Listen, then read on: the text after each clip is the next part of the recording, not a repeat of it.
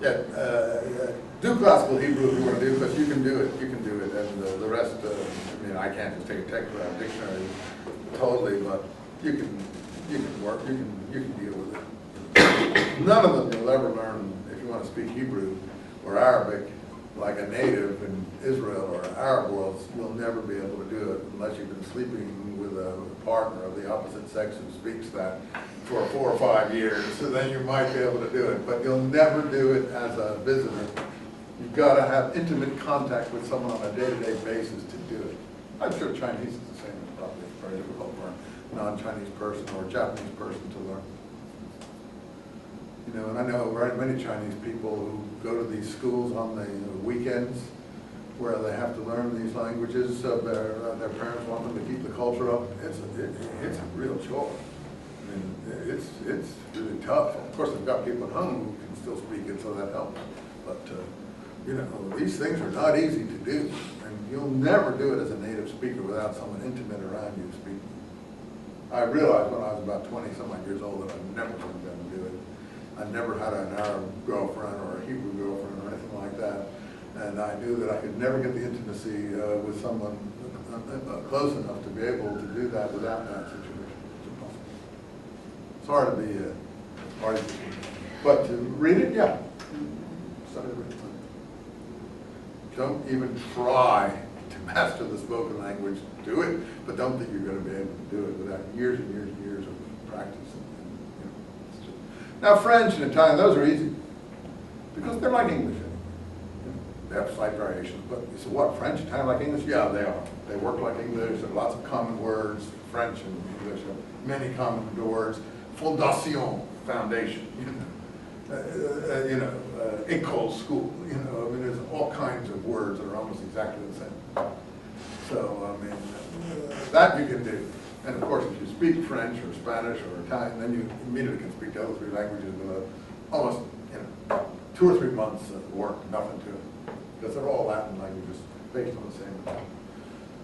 German gets tougher, Greek gets tougher, and so it goes. Okay? Does that help you out? That's good to have someone tell you so you don't have any illusions about anything. Anyway, Ahaway, I am one. That much I can do for you. So if you have somebody who's making other claims about this, just show them this passage. Okay, so I love this passage. I think it's a beautiful passage. Tell them, I am sent me to you. Tell them, Yahweh sent me to you, you see. And you are to say this, tell them, Yahweh sent me to you. That is, or Yahweh. I don't know how to pronounce it, I'm just doing an English approximation. Probably it's, I think it was probably even pronounced differently than that, but it would be spelled Yahweh or Yahweh. But I think it was actually ultimately pronounced Yahoo. Because all the prophets are called things like Isaiah is Yeshayahu, with Yahoo, God's name at the end of his name. Jeremiah, Yeremiyahu. And I think that's how they spoken in everyday speech, Yahoo. Like now Yahoo is the big internet provider. So I'm a Yahoo I'm a Yahoo provider just for the name. I'm on board. Whoever was original enough to get a name like that, he's got me. I'm signed up. So yeah, Yahoo. I think perhaps that's probably how we're not pronouncing it right, that's for sure. So now, you're saying this. Go to the elders, this is beautiful. Open up. Tell them, Yahweh, the God of your fathers, appeared to me, the God of Abraham, the God of Isaac, the God of Jacob.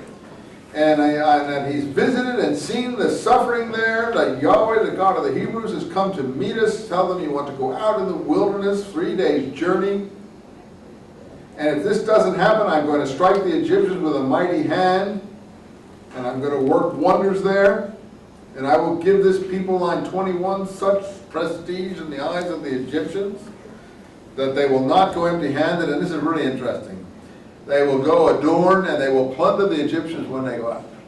Most people miss that they're going to plunder the Egyptians when they go out, line 22. They're a pretty tough group.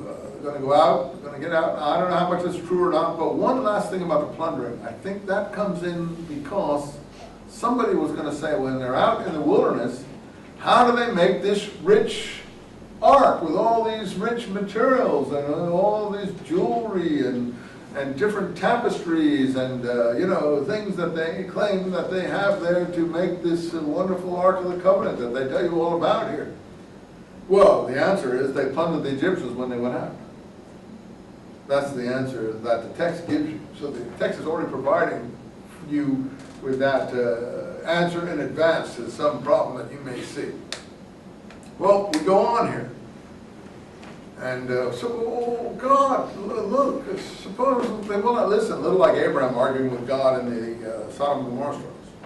What's that in your hand? A staff. Throw it on the ground. Throws it on the ground. Pick up its tail. And it's a snake. And he picks it up and it's a staff again. So then tell them this when they, so he's going to get signs like Jesus in the New Testament is going to have signs. But frankly, that's not a bad sign in Egypt, the one we're just talking about here. Why? Egyptian priests, even in the Hellenistic period, were known, and even in the modern period, I've heard of people who've seen this, that you could make a snake become stiff like a rigor mortis sort of situation, and then you pick it up and become, you know, wriggling again. There is this situation that's known among magician-type people in the Mediterranean world that snakes this could be done with snakes for people who knew how to do this kind of stuff. So this is magic sort of stuff. So Moses, of course, later on, his snakes are going to eat the Egyptian snakes, but never mind. The point is they could all do it. So the snake thing isn't so wild, not so wild, because it's done even today, apparently, in certain marketplace situations. You can have a snake stiff, pick it up, and then this is the opposite, of course. It's wriggling, and then well, I forget how, but you get what I'm trying to say. This is not so unheard of. Anyway, that's one sign. Another sign, put your hand in your blouse. It comes to leprosy, take it out, and it's cured. So now we're getting big signs like Jesus in the New Testament. Jesus in the New Testament has a lot of debt to the Moses stories. What's one of their even immediate debts? When Pharaoh wants to kill all the Jewish children, how's that represented in the Gospels?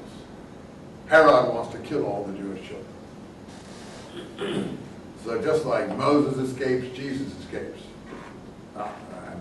Don't be angry at me if I say I don't believe either of them. They're good stories, but you know, you're not going to kill all the children. Certainly